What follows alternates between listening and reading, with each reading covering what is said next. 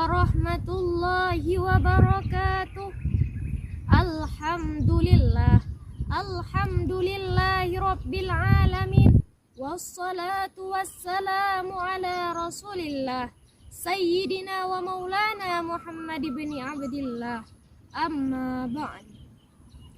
Bangsa Indonesia adalah bangsa yang besar, punya sejarah jelas asal-usulnya, budaya beraneka ragam, pulau beraneka bentuk, tertulis rapi dalam catatan sejarahnya dan dipahami oleh seluruh rakyatnya.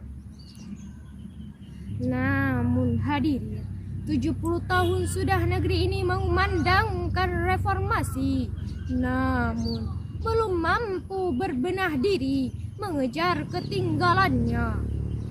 Negara terkorupsi Asia, utang luar negeri menumpuk, mewabahnya pornografi dan porno aksi.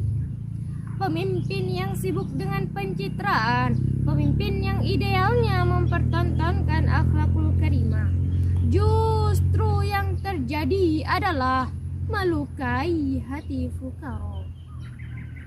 Masyarakat sedih memperjuangkan hidup di bawah kolong jembatan.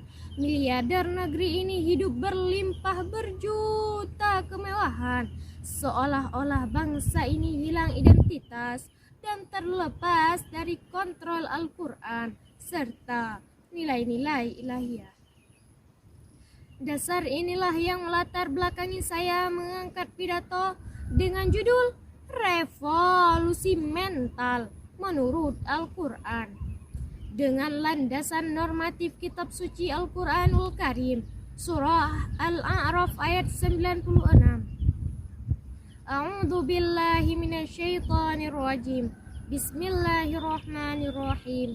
Walau anna ahlal qura amanu wattaqaw lafatahna 'alaihim barakatim minas sama'i wal ardh. Walakin kazzabu fa'akhaznahum bima kanu yaksibun. Artinya, jikalau sekiranya penduduk negeri-negeri beriman dan bertakwa, pastilah kami akan melimpahkan kepada mereka berkah dari langit dan bumi.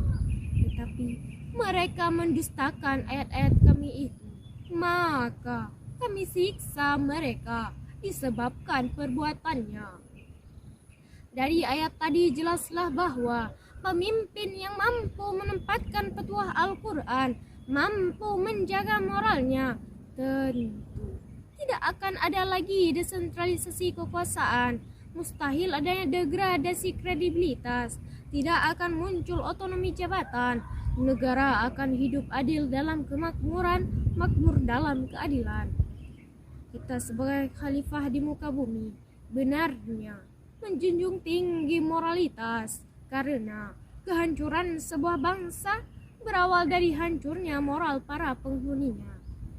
Oleh karena itu hadirin, untuk mengisi pembangunan bangsa ini, kita tidak hanya dituntut mencetak sarjana-sarjana pintar, politikus-politikus cerdas, akan tetapi kita juga dituntut mencetak orang yang benar, insan-insan beriman, individu-individu berbudi luhur. Sebab jika ilmu tanpa moral akan melahirkan para penjilat, umat bisa sesat, rakyat sulit berdaulat, pejabat jadi penjahat. Fungsinya bukan lagi pelindung rakyat, tapi pemeras, penindas, bahkan perampas hak-hak rakyat. Oleh karena itu, jadikan Rasul sebagai suri tauladan, karena beliau memiliki akhlak yang mulia. Sebagai kesimpulan, pertama, untuk mengisi pembangunan bangsa ini dibutuhkan pemimpin yang berakhlakul karimah, bersikap fair, care, and share. Kedua, jadikan Rasul sebagai suri tauladan agar negeri ini menjadi negeri yang baldatun thayyibatun wa rabbun ghafur. Hanya ini yang dapat saya sampaikan. Terima kasih atas segala perhatian. Lebih dan kurang saya mohon maaf. Ilal liqa'i fi huna. Wassalamu alaikum warahmatullahi wabarakatuh.